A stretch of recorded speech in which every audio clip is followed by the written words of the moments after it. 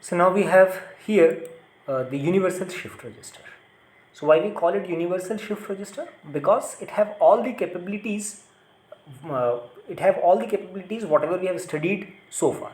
So it can upload the data serially or parallelly, as well as it can move the data in both the directions. Okay, in the left direction as well as in the right direction.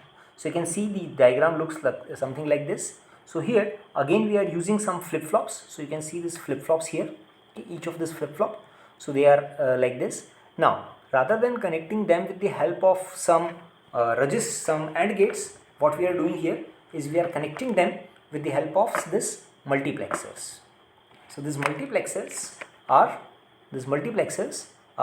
the circuits which connects these input lines, okay, and it also helps to control the data either in this right direction or in the left direction by the help of this multiplexer.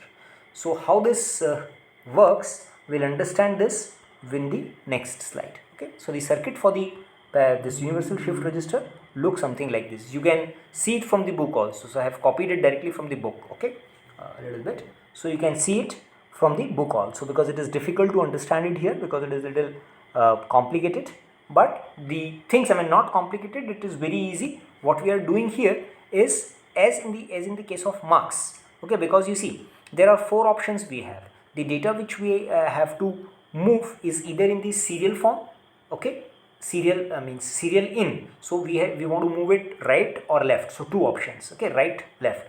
Then we have the another two options is like we want parallel input and parallel output. And the fourth option is we want the data to get stored it. Okay, we don't want the data to change. So in all there are four possibilities. So that is why we are using 4x1 multiplexers. So each of these inputs will give that possibility, whereas the output will be connected for each of these input. The output will get connected to this flip-flops. Okay, to this flip-flops. So that is why you use multiplexer, 4x1 multiplexers, because we have four possibilities in case of universal shift registers.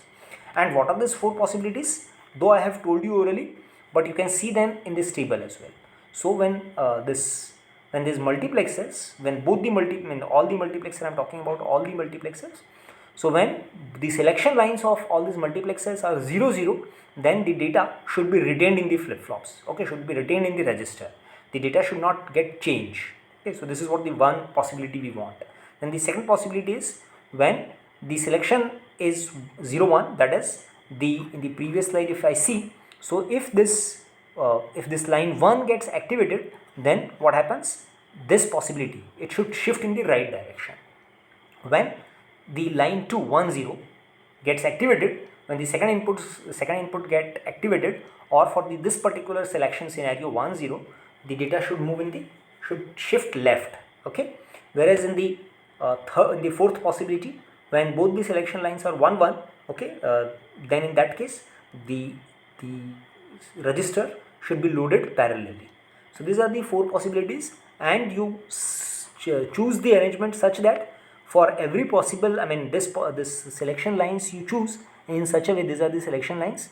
So you choose the selection line in such a way that for 0 0 this line will get activated, for possibility of 0 1 this line gets activated, for the possibility of 1 0 this get activated. When both of them are 1 1, then this line gets connected to the output, okay, of this multiplexer, and this becomes the input to this flip-flop. So this is how your flip-flop works. Okay, this universal flip-flop works, universal shift register works.